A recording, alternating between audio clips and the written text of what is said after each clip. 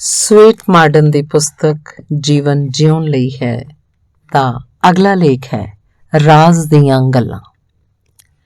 ਦੁੱਖ ਸੁੱਖ ਸਭ ਪ੍ਰਾਣੀਆਂ ਦੇ ਜੀਵਨ ਸਾਥੀ ਹਨ। ਦੁੱਖ ਸੁੱਖ ਜੀਵਨ ਦੇ ਚੱਕਰ ਹਨ ਤੇ ਸਮਸਤ ਬ੍ਰਹਿਮੰਡ ਦੇ ਨਿਯਮ ਹਨ। ਰਾਤ ਪਿੱਛੋਂ ਦਿਨ ਤੇ ਦਿਨ ਪਿੱਛੋਂ ਰਾਤ ਸ੍ਰਿਸ਼ਟੀ ਦੇ ਨਿਯਮ ਹਨ। ਸੰਸਾਰ ਦਾ ਕੋਈ ਤੱਥ ਇਸ ਨਿਯਮ ਨੂੰ ਝੂਠਾ ਨਹੀਂ ਕਰ ਸਕਦਾ।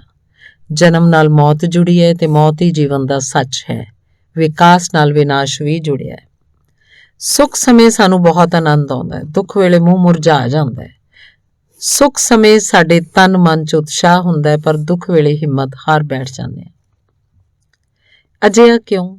ਸਾਧੂ ਮਹਾਤਮਾ ਉਪਦੇਸ਼ ਕਰਦੇ ਹਨ ਕਿ ਸੁੱਖ ਦੁੱਖ ਮਨ ਦੀ ਭਾਵਨਾ ਹੈ।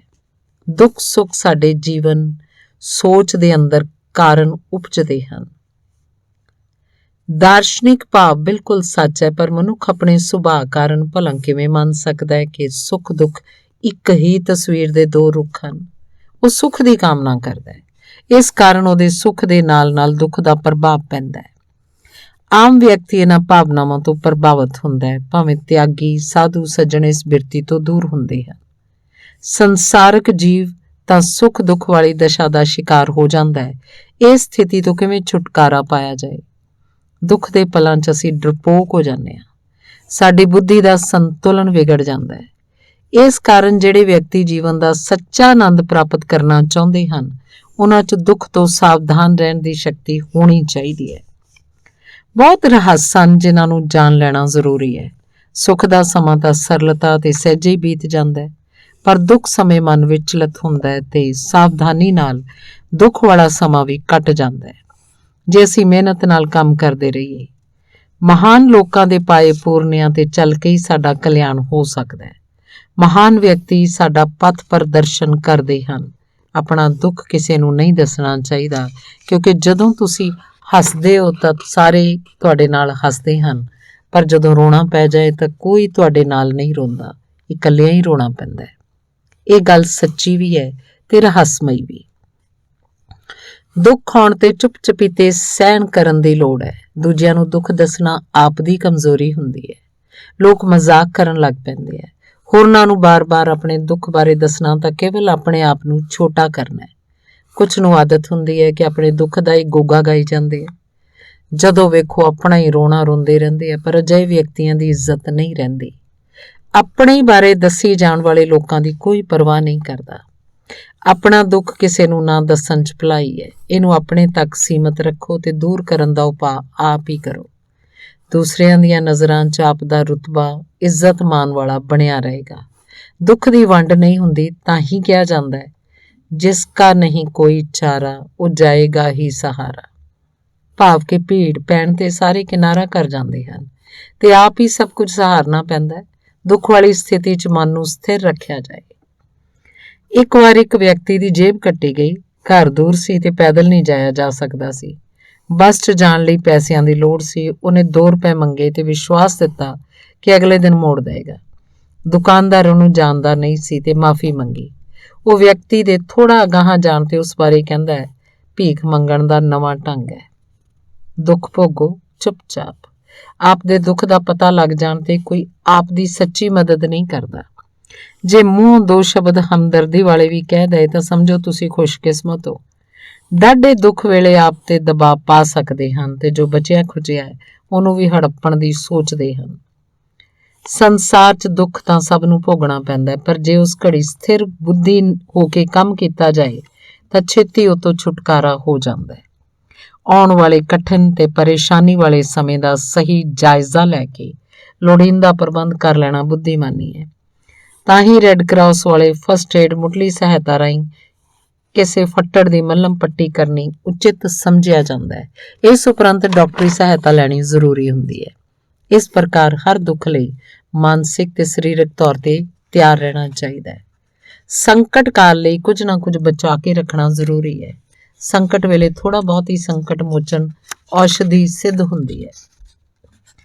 ਸੰਕਟ ਆਉਣ ਤੇ ਧੀਰਜੀ ਤੇ ਸੰਤੋਖੀ ਹੋ ਕੇ ਰਹੋ। ਨਿਰਾਸ਼ ਹੋਣ ਦੀ ਲੋੜ ਨਹੀਂ, ਸਗੋਂ ਹੋਰ ਦਲੇਰੀ ਨਾਲ ਮਿਹਨਤ ਕੀਤੀ ਜਾਏ। ਆਪਣਾ ਦੁੱਖ ਛੁਪਾ ਕੇ ਰੱਖਣਾ ਹੀ ਸਮਝਦਾਰੀ ਹੈ। ਵਿਦਵਾਨਾਂ ਦਾ ਮਤ ਹੈ ਕਿ ਦੁੱਖ ਵਾਂਗ ਖੁਸ਼ੀ ਦਾ ਵੀ ਪ੍ਰਗਟਾਵਾ ਸੀਮਤ ਰੱਖੋ। ਕੁਝ ਲੋਕ ਖੁਸ਼ੀ ਪ੍ਰਾਪਤ ਹੋਣ ਤੇ ਪਾਗਲ ਜਿਹੇ ਹੋ ਜਾਂਦੇ ਹਨ। ਖੁਸ਼ੀ 'ਚ ਵਿਚਰਦਾ ਮਨੁੱਖ ਭੰਵਰ 'ਚ ਡੋਲਣ ਲੱਗ ਪੈਂਦਾ ਹੈ। ਬੁਰੇ ਭਲੇ ਦੀ ਤਮੀਜ਼ ਨਹੀਂ ਰਹਿੰਦੀ ਤੇ ਇਸ ਪ੍ਰਕਾਰ ਆਪਣੇ ਵਿਰੋਧੀਆਂ ਦੀ ਗਿਣਤੀ 'ਚ ਵਾਧਾ ਹੋ ਜਾਂਦਾ ਹੈ। ਹਮਦਰਦ ਵੀ ਮੂੰਹ ਮੋੜ ਲੈਂਦੇ ਹੈ ਕਿਉਂਕਿ ਉਹਨਾਂ ਅਨੁਸਾਰ ਸਾਡਾ ਵਿਹਾਰ ਸ਼ਾਲੀਨ ਨਹੀਂ ਰਹਿੰਦਾ। ਸ਼ਿਸ਼ਟਤਾ ਭਰਪੂਰ ਚਾਲ ਚੱਲਣ ਹੀ ਮਨੁੱਖ ਦਾ ਗਹਿਣਾ ਹੈ। ਗੀਤਾ ਵਿੱਚ ਕ੍ਰਿਸ਼ਨ ਮਹਾਰਾਜ ਦਾ ਉਪਦੇਸ਼ ਹੈ ਕਿ ਦੁੱਖ ਸੁੱਖ ਨੂੰ ਇੱਕ ਸਮਾਨ ਸਮਝੋ। ਦੁੱਖ 'ਚ ਵਧੇਰੇ ਦੁਖੀ, ਸੁੱਖ ਵੇਲੇ ਵਾਧੂ ਖੁਸ਼ੀ ਦਾ ਪ੍ਰਗਟਾਵਾ ਠੀਕ ਨਹੀਂ ਸਮਝਿਆ ਜਾਂਦਾ। ਸੀਮਾ 'ਚ ਰਹਿ ਕੇ ਖੁਸ਼ੀ ਦਾ ਪ੍ਰਗਟਾਵਾ ਕਰੋ।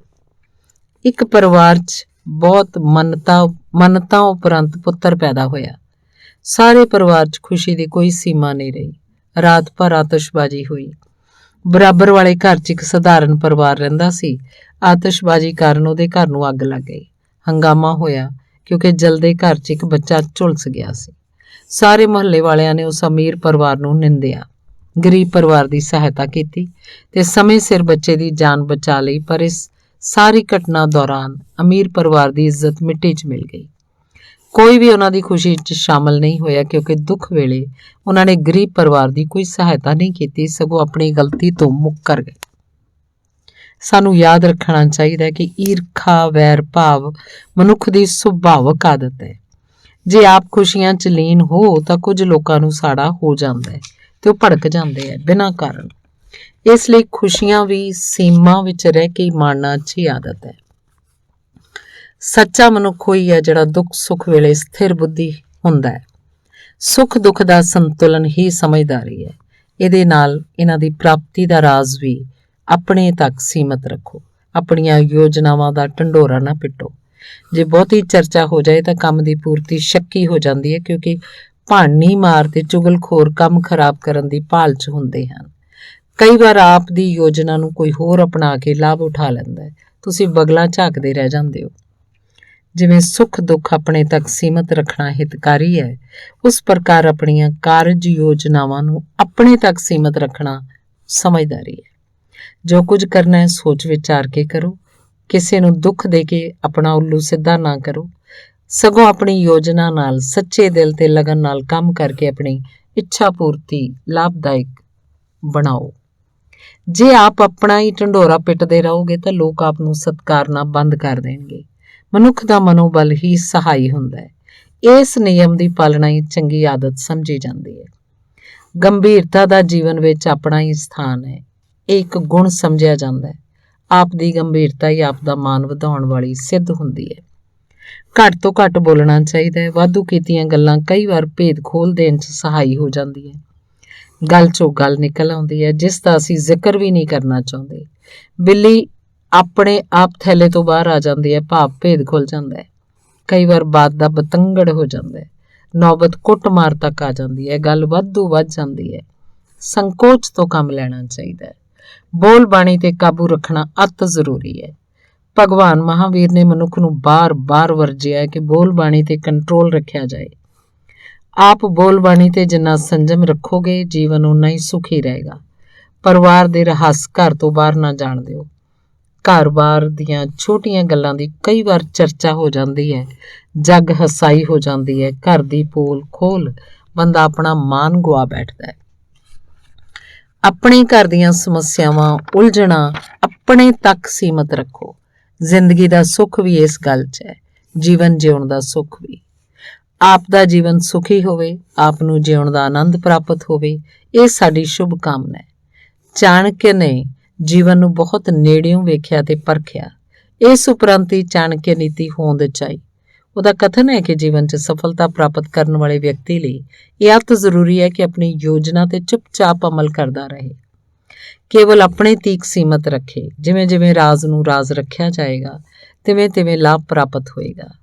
ਰਾਜ਼ ਪਾਠ ਵਿੱਚ ਵੀ ਸਲਾਹ ਮਸ਼ਵਰੇ ਨੂੰ ਗੁਪਤ ਰੱਖਣ ਦੀ ਲੋੜ ਹੈ। ਆਪਣੀ ਘੋਖ ਤੇ ਫੈਸਲੇ ਦੀ ਵੀ ਲੋੜ ਹੈ। ਚਾਣਕ ਦੇ ਇਹ ਵਚਨ ਅੱਜ ਵੀ ਸੱਚ ਜਾਪਦੇ ਹੈ। ਆਪਣਾ ਕਾਰਜ ਆਪ, ਆਪਣੇ ਬਲ ਦਾ ਸਤ ਉਪਯੋਗ ਹੀ ਲਾਭਦਾਇਕ ਹੁੰਦਾ ਹੈ। ਕੁਝ ਲੋਕਾਂ ਨੂੰ ਫੜਾ ਮਾਰਨ ਦੀ ਆਦਤ ਹੁੰਦੀ ਹੈ। ਜੇਕਰ ਅਜਿਹੀ ਆਦਤ ਹੈ ਤੁਹਾਡੇ 'ਚ ਤਾਂ ਛੇਤੀ ਉਹ ਤੋਂ ਛੁਟਕਾਰਾ ਪਾ ਲਓ। ਕਈ ਵਾਰ ਇਸ ਆਦਤ ਕਾਰਨ ਮਨੁੱਖ ਹਾਸੋਹੀਣੀ ਅਵਸਥਾ 'ਚ ਫਸ ਜਾਂਦਾ ਹੈ। ਜੋ ਫੜਾ ਮਾਰਦਾ ਹੈ ਵਾਸਤਵ 'ਚ ਝੂਠਾ ਹੁੰਦਾ ਹੈ। ਉਸ ਤੋਂ ਕਦੇ ਕੰਮ ਦੀ ਆਸ ਨਾ ਰੱਖੋ। ਚੁੱਪਚਾਪ ਕੰਮ ਕਰਦੇ ਰਹੋ। ਲੋਕਾਂ ਨੂੰ ਆਪਦੀ ਸਫਲਤਾ ਦਾ ਹੀ ਪਤਾ ਲੱਗੇ ਤਾਂ ਹੀ ਵਡਿਆਈ ਹੋਏਗੀ। ਛੁਪੇ ਰੁਸਤਮ ਵਾਲੀ ਹਾਲਤ ਪੈਦਾ ਕਰੀ ਰੱਖੋ।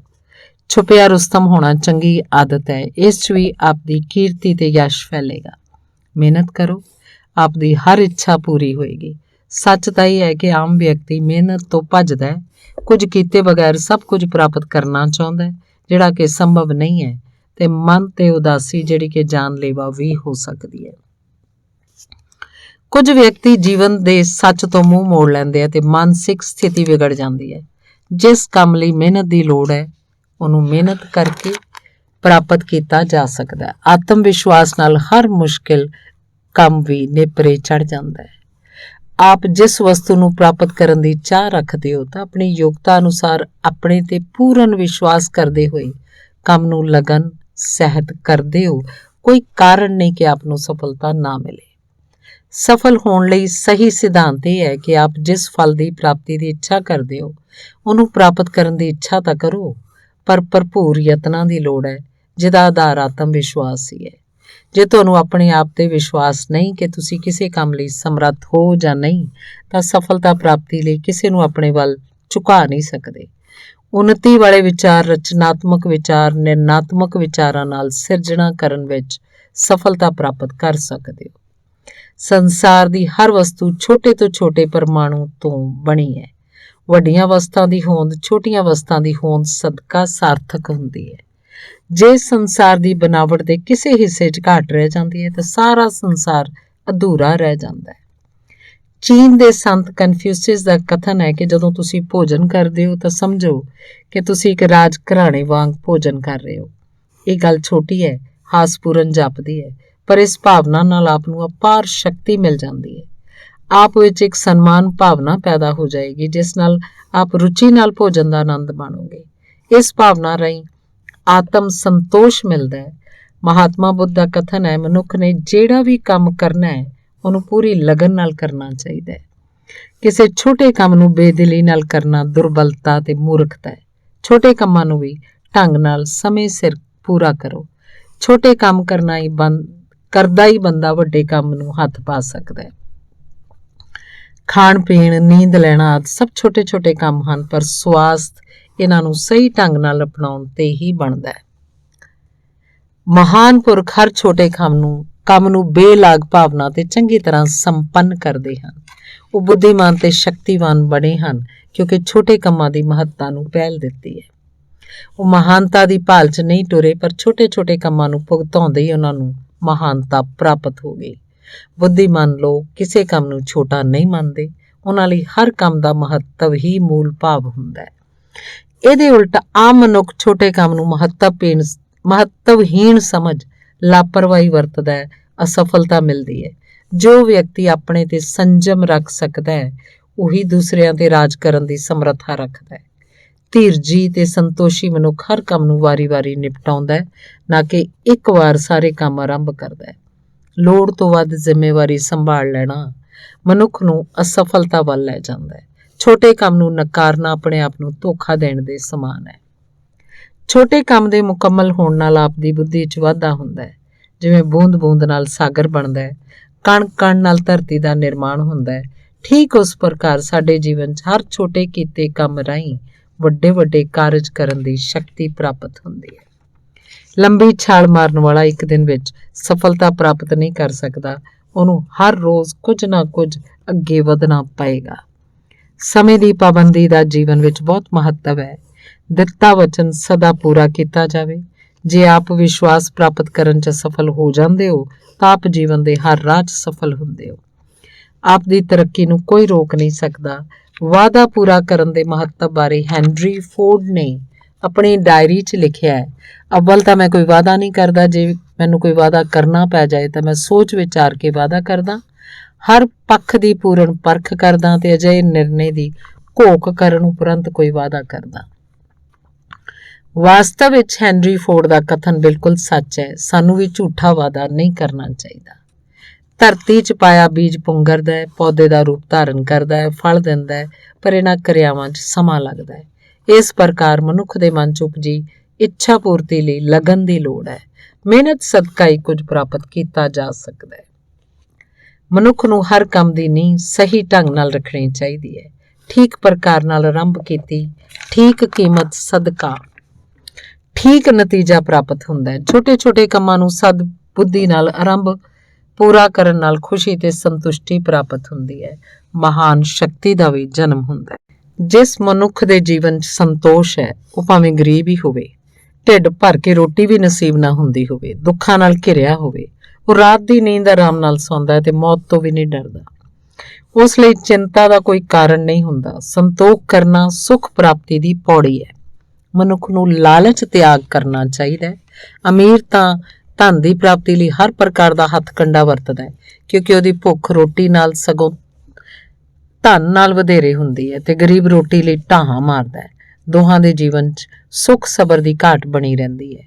ਅਮੀਰ ਗਰੀਬ ਤੇ ਤੇਰਾ ਮੇਰਾ ਵਾਲਾ ਭੇਦਭਾਵ ਆਰੰਭ ਜਿਸ ਚੱਕਰ 'ਚ ਕੋਈ ਨਹੀਂ ਨਿਕਲਦਾ। ਵਿਤਕਰੇ ਦਾ ਵਿਊ ਚੱਕਰ ਬਹੁਤ ਮੁਸ਼ਕਿਲ ਹੈ, ਜਿਸ 'ਚੋਂ ਸਮਝਦਾਰ ਵਿਅਕਤੀ ਹੀ ਬਾਹਰ ਨਿਕਲ ਸਕਦਾ ਹੈ। ਹੋਰਨਾਂ ਦੀ ਤਰੱਕੀ ਤੋਂ ਪ੍ਰੇਰਨਾ ਲੈਣੀ ਚਾਹੀਦੀ ਹੈ। ਦੂਜਿਆਂ ਦੀ ਤਰੱਕੀ ਦੀ ਘੋਖ ਕਰਕੇ ਉਹਨਾਂ ਵੱਲੋਂ ਪਾਏ ਪੂਰਨਿਆਂ ਤੇ ਚੱਲ ਕੇ ਆਪਣੀ ਤਰੱਕੀ ਲਈ ਯਤਨਸ਼ੀਲ ਹੋਣਾ ਹੀ ਲਾਭਦਾਇਕ ਸਿੱਧ ਹੋ ਸਕਦਾ ਹੈ। ਦੂਜਿਆਂ ਦੇ ਰਾਹ ਦਾ ਰੋੜਾ ਬਣ ਕੇ ਮਨੁੱਖ ਕੁਝ ਕਮਾਉਣ ਯੋਗ ਨਹੀਂ ਹੁੰਦਾ, ਕਿਉਂਕਿ ਉਹਨੂੰ ਤਾਂ ਪੁੱਠੀਆਂ ਸੁਝਦੀਆਂ ਤੇ ਆਪਣੇ ਸੁਧਾਰ ਜਾਂ ਤਰੱਕੀ ਦਾ ਕੋਈ ਫਿਕਰ ਨਹੀਂ। ਜਿਵੇਂ ਕਿ ਲਾਲਾ ਜੀ ਦੂਜਿਆਂ ਦੇ ਦੁੱਖ 'ਚ ਦੁਬਲਾ ਪਤਲਾ ਹੁੰਦਾ ਰਿਹਾ, ਪਰ ਆਪਣੀ ਸਿਹਤ ਦੀ ਕੋਈ ਫਿਕਰ ਨਹੀਂ। ਸਮਾਜ 'ਚ ਹਰ ਮਨੁੱਖ 'ਚ ਜੀਵਨ ਹੋੜ ਲੱਗੀ ਹੈ। ਦੂਸਰੇ ਵਾਂਗ ਹਰ ਵਸਤੂ ਪ੍ਰਾਪਤੀ ਦੀ ਇੱਛਾ, ਭਾਵੇਂ ਅਸੀਂ ਸਮਰੱਥ ਹਾਂ ਜਾਂ ਨਹੀਂ, ਆਪਣੀਆਂ ਚਾਹਤਾਂ ਨੂੰ ਕੋਈ ਲਗਾਮ ਨਹੀਂ ਪਾਈ ਜਾਂਦੀ ਤੇ ਲੁੜਕ ਜਾਂਦਾ ਹੈ ਅਸਲੀ ਡਗਰ ਤੋਂ। ਪਾਪ ਕੋਈ ਲਾਭਦਾਇਕ ਨਹੀਂ ਤੇ ਪੁੰਨ ਕੋਈ ਚਿੰਤਾ ਨਹੀਂ। ਹੇਰਾ ਫੇਰੀ ਨਾਲ ਹਰ ਸੁਵਿਧਾ ਪ੍ਰਾਪਤ ਕਰਨ 'ਚ ਕੋਈ ਹਿਚਕਿਚਾਹਟ ਲੋਕਾਂ ਨੂੰ ਨਹੀਂ ਹੁੰਦੀ। ਸੰਸਾਰ 'ਚ ਕੋਈ ਵਿਰਲਾ ਹੀ ਹੋਏਗਾ ਜਿਹਦੇ ਮਨ 'ਚ ਮਹੱਤਵ ਆਕਾਂਖਿਆ ਨਾ ਪਲ ਰਹੀ ਹੋਵੇ। ਆਪਣੀ ਉੱਨਤੀ ਲਈ ਵਧੇਰੇ ਸ਼ਕਤੀ, ਸ਼ੁੱਧ ਵਿਚਾਰ ਤੇ ਭਰਪੂਰ ਮਿਹਨਤ ਦੀ ਲੋੜ ਹੈ। ਫੜਾ ਮਾਰਨ ਨਾਲ ਕੁਝ ਪ੍ਰਾਪਤ ਨਹੀਂ ਹੁੰਦਾ। ਜਿਹੜੀ ਬੱਕਰੀ ਵਧੇਰੇ ਮੈਂ ਕਰਦੀ ਹੈ, ਉਹ ਘਾਹ ਖਾਣ ਤੋਂ ਵਾਂਝੀ ਰਹਿ ਜਾਂਦੀ ਹੈ, ਕਿਉਂਕਿ ਦੂਸਰੀਆਂ ਬੱਕਰੀਆਂ ਚੁੱਪਚਾਪ ਆਪਣੀ ਭੁੱਖ ਮਿਟਾ ਲੈਂਦੀਆਂ।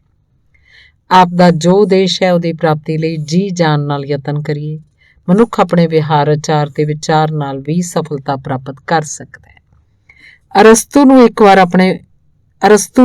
ਵਾਰ ਆਪਣੇ ਮਿੱਤਰ ਨੂੰ ਕਿਹਾ ਕਿ ਮੇਰੇ ਦੋਸਤ, ਸਾਹਸ ਕਰੇ ਤਾਂ ਕੋਈ ਆਦਮੀ ਨਿਸ਼ਚਾ ਤੇ ਮਿਹਨਤ ਨਾਲ ਕਿਸੇ ਵੀ ਗ੍ਰਹਿ ਤੱਕ ਪੈਦਲ ਜਾ ਕੇ ਮੰਜ਼ਿਲ ਤੇ ਪਹੁੰਚ ਸਕਦਾ ਹੈ। ਮਿੱਤਰ ਨੇ ਉੱਤਰ ਦਿੱਤਾ, ਹਾਂ, ਪਰ ਉਹ ਲੋਕ ਆਪਣੇ ਉਦੇਸ਼ ਦੀ ਪ੍ਰਾਪਤੀ ਨਹੀਂ ਕਰ ਸਕਦੇ ਜਿਹੜੇ ਖਿਆਲੀ ਤਾਣੇ ਬਾਣੇ 'ਚ ਉਲਝ ਜਾਂਦੇ ਆ। ਜੇ ਅਸੀਂ ਆਪਣੇ ਉਦੇਸ਼ ਨੂੰ ਮਨ ਹੀ ਮਨ 'ਚ ਬਾਰ-ਬਾਰ ਵਿਚਾਰ ਕਰਦੇ ਹਾਂ ਤੇ ਉਦੇਸ਼ ਪੂਰਤੀ ਦਾ ਪ੍ਰਣ ਕਰਦੇ ਹਾਂ, ਉਸ ਰਾਹ ਤੇ ਵੱਧਦੇ ਹਾਂ ਤੇ ਹੌਲੀ-ਹੌਲੀ ਉਹਦੀ ਪ੍ਰਾਪਤੀ ਲਈ ਮਿਹਨਤ ਵੀ ਕਰਦੇ ਹਾਂ, ਤਾਂ ਸ਼ਕਤੀ 'ਚ ਵਾਧਾ ਹੁੰਦਾ ਹੈ। ਕੋਈ ਵੀ ਵਿਅਕਤੀ ਮੁਸ਼ਕਿਲ ਕੰਮ ਤਾਂ ਹੀ ਕਰਨ ਦੇ ਸਮਰੱਥ ਹੁੰਦਾ ਜੇ ਉਹਦਾ ਮਨ ਨਵੀਆਂ ਤੇ ਸਿਰਜਣਾਤਮਕ ਨਿਰਮਾਣ ਵਾਲੀਆਂ ਯੋਜਨਾਵਾਂ ਨਾਲ ਭਰਿਆ ਹੋਵੇ, ਭਾਵ ਕਿ ਉਸਾਰੂ ਕੰਮ ਦੀ ਨੀਅਤ ਹੋਵੇ ਤੇ ਲਗਨ ਵੀ। ਉਤਸ਼ਾਹ ਤੇ ਆਸ਼ਾ ਨਾਲ ਵੱਡੇ ਵੱਡੇ ਕੰਮ ਪੂਰਨ ਹੁੰਦੇ ਹੈ। ਇਹਨਾਂ ਗੁਣਾਂ ਦੇ ਪ੍ਰਯੋਗ ਨਾਲ ਮਨ ਦੀ ਸਥਿਤੀ ਵੀ ਦ੍ਰਿੜ ਨਿਸ਼ਚੇ ਵਾਲੀ ਹੋਣੀ ਚਾਹੀਦੀ ਹੈ। ਇੱਛਾ ਦੀ ਸ਼ਕਤੀ ਦਾ ਸਦਉਪਯੋਗ ਹੀ ਮਨੁੱਖ ਨੂੰ ਸਫਲਤਾ ਦਿਵਾ ਸਕਦਾ ਹੈ। ਜਦੋਂ ਇੱਛਾ ਕਿਰਿਆ ਰੂਪ 'ਚ ਆਉਂਦੀ ਹੈ ਤਾਂ ਦ੍ਰਿੜ ਨਿਸ਼ਚੇ ਦਾ ਵਿਕਾਸ ਹੁੰਦਾ ਹੈ। ਇੱਛਾ ਕਿਸੇ ਕੰਮ ਨੂੰ ਕਰਨ ਦਾ ਦ੍ਰਿੜ ਨਿਸ਼ਚਾ ਤੇ ਕਿਸੇ ਕੰਮ ਨੂੰ ਕਰਨ ਦੀ ਆਪਣੀ ਯੋਗਤਾ ਦੇ ਵਿਸ਼ੇ 'ਚ ਦ੍ਰਿੜ ਨਿਸ਼ਚਾ ਇੱਕੋ ਸੱਚ ਦੇ ਦੋ ਪਾਸੇ ਹਨ। ਆਪਣੇ ਮਨ ਦੇ ਵਿਚਾਰਾਂ ਨੂੰ ਸਦਾ ਆਪਣੀ ਇੱਛਾ ਸ਼ਕਤੀ ਨਾਲ ਬਲ ਪ੍ਰਦਾਨ ਕਰਦੇ ਰਹੋ। ਸਫਲਤਾ ਆਪ ਦੇ ਕਦਮਾਂ 'ਚ ਹੋਏਗੀ।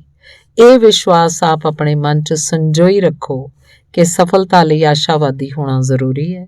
ਵਿਸ਼ਵਾਸ ਸਦਕਾ ਆਪ ਨੂੰ ਸੰਤੁਸ਼ਟੀ ਰਹੇਗੀ ਕਿ ਸਫਲਤਾ ਦੂਰ ਨਹੀਂ ਹੈ, ਪਰ ਹੋਵੇਗਾ ਤਾਂ ਹੀ ਜੇ ਆਪ ਨੂੰ ਆਪਣੀ ਯੋਗਤਾ ਤੇ ਭਰੋਸਾ ਹੈ।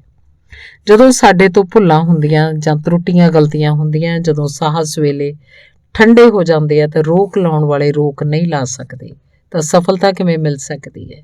ਅਸੀਂ ਆਪਣੀ ਹਿੰਮਤ ਹਾਰ ਬੈਠਦੇ ਹਾਂ। ਹੀਣ ਵਿਚਾਰਾਂ ਨਾਲ ਮਨ 'ਚ ਕਮਜ਼ੋਰੀ ਕਰ ਲੈਂਦੀ ਹੈ। ਅਸੀਂ ਆਪਣੀ ਸ਼ਕਤੀ ਤੋਂ ਹੱਥ ਧੋ ਬੈਠਦੇ ਹਾਂ ਤੇ ਜਦੋਂ ਸ਼ਕਤੀ ਗਵਾ ਬੈਠੇ ਤਾਂ ਸਫਲਤਾ ਦਾ ਵਿਚਾਰ ਹੀ ਵਿਅਰਥ ਹੈ। ਸਾਨੂੰ ਦੁਰਬਲਤਾ ਦਾ ਆਭਾਸ ਹੁੰਦਾ ਹੈ। ਜਦੋਂ ਇੱਛਾ ਕਮਜ਼ੋਰ ਪੈ ਜਾਏ ਤਾਂ ਸਾਡੀ ਸ਼ਕਤੀ ਦੁਰਬਲ ਹੋ ਜਾਂਦੀ ਹੈ। ਜਿਸ ਵਸਤੂ ਨੂੰ ਪ੍ਰਾਪਤ ਕਰਨ ਨੂੰ ਜੀ ਚਾਹੁੰਦਾ ਉਹਦਾ ਰੂਪ ਨਿਰਮਾਣ ਸਾਡੀ ਆਸ਼ਾ ਜਾਂ ਸਾਡੇ ਵਿਸ਼ਵਾਸ, ਸਾਡਾ ਦ੍ਰਿੜ ਨਿਸ਼ਚਾ ਹੀ ਕਰਦਾ ਹੈ। ਸਾਡੇ ਮਨ 'ਚ ਬਹੁਤ ਮਹਾਨ ਸ਼ਕਤੀਆਂ ਛੁਪੀਆਂ, ਉਹਨਾਂ ਨੂੰ ਠੀਕ ਤਰ੍ਹਾਂ ਜਾਣਨਾ ਹੈ। ਕਾਰਲਾਇਲ ਨੇ ਕੁਝ ਇਸ ਪ੍ਰਕਾਰ ਕਿਹਾ ਹੈ ਕਿ ਜਦ ਆਦਮੀ ਸਾਹਸ ਨਾਂ ਦੀ ਵਸਤੂ ਦੀ ਸ਼ਰਨ 'ਚ ਆ ਜਾਂਦਾ ਹੈ ਤਾਂ ਆਪਣੀ ਕਾਰਜ ਕੁਸ਼ਲਤਾ ਵਿੱਚ ਅਨੇਕਾਂ ਗੁਣਾਂ ਨੂੰ ਜੋੜ ਲੈਂਦਾ ਹੈ। ਸਫਲਤਾ ਕਿਵੇਂ ਪਿੱਛੇ ਰਹਿ ਸਕਦੀ ਹੈ? ਧੰਨਵਾਦ।